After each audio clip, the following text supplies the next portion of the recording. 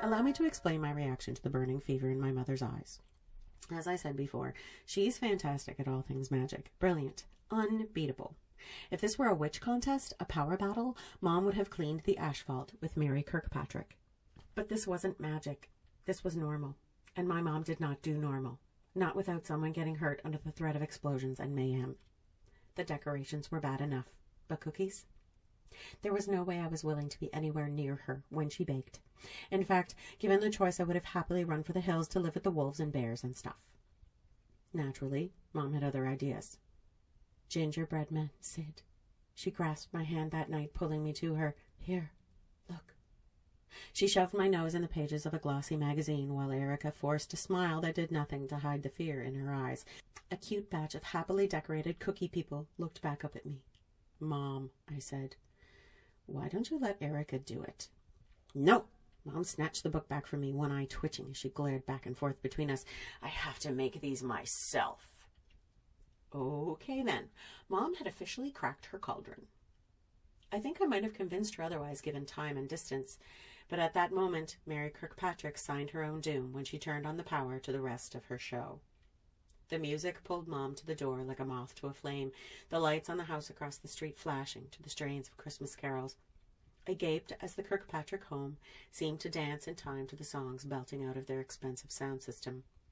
Sure, it was cool once, but over and over and over again. Red cape, meet my mother. The bull. She was lost in a frenzy from that moment on, and no one dared get in her way, not even Graham. She might have been 2 straws short of broken camel, but my grandmother wasn't stupid. If you really want to know what happened the next day and a half, you can ask Mom. I'm not going there, having wiped the memory of the tortured screaming of gingerbread people and my sister sobbing as she ran from the destruction from my mind. Not to mention the glowing red eyes of the demonic batch I had to destroy before they bolted out the back door. Memories. Gone. Forever. I do remember the moment the whole house went silent. 1 minute Mom was shrieking at the top of her lungs, the thrum of her power flowing through the house, and the next, nothing. Hesitant, fearful even. Sassafras on one side and Mira on the other. I crept down to the kitchen to peek in and see if our mother had self-combusted. Only to find her sitting at the kitchen table, head in her hands. She looked up at us with a sweet smile and beckoned us forward. It's okay, she whispered, with something akin to reverence. They're ready. A rack sat on the counter next to the stove. Unable to resist, Mira and I went for a look, shocked to find a perfect double dozen gingerbread people laid out to cool. Their shining candy buttons sat in flawless rounds of colored icing, black eyes glistening licorice, smiles wide and adorable. Mom, I said, you did it. She joined us, a single tear trickling down her cheek. I did. When Mira reached out to touch one, Mom reverted to insanity, slapping her fingers away. They're for the judges, she snarled, hovering over them like a protective lioness with cubs. When she showed up in my room with a costume in one hand and a manic look of determination on her face, I knew I was up to my neck, like it or not. The elf costume looked like she bought it in a porn store, and I just kept my fingers crossed she bought something more tasteful for my sister. When I thudded my unhappy way downstairs to the kitchen, I found Mom sort of dressed, too. I think poor old Santa would have died of an aneurysm if the real Mrs. Claus ever appeared done up like that. I'm not wearing this in public. No way was I flaunting myself like I was ready for a blue movie set. Mira's reindeer outfit was at least adorable and long enough she didn't have to worry. Mom studied me a moment before gesturing. My skirt grew 3 inches and my bodice traveled upward too. Not everything I owned hung out anymore. Just most of it. I was then dragged bodily outside to the table she'd set up at the end of our driveway, right across from the table Mrs. Kirkpatrick manned. Naturally, our neighbor looked fantastic, all wintry and tailored. Mary's Mrs. Claus costume straight from the North Pole. Though I have to admit, the way her eyebrows jerked upward into the white fur in her hat at the sight of leggy, gorgeous Mom in her pin-up outfit was almost worth it. We didn't have a moment before the judges arrived and started sampling cookies. Divine, a short, portly older woman said, cramming one of Mom's cookies into her mouth. It's the best I've ever tasted, said a tall, thin man with a crooked nose and glasses to match. I just can't stop eating them, said Judge number 3, a youngish woman with bad acne and a slight lisp. Mom's beaming smile slipped as they continued to stuff cookies as fast as they could, while Mrs. Kirkpatrick hustled over to glare at the 3 of them. Why, they're store-bought, She sniffed one, tossed it to the table, only to have the man nab it immediately, stogging it in his already overstuffed mouth. "Mom," I hissed, "what did you do?" She flushed so red I felt terrible for her, even more so when I felt the whisper of magic she released.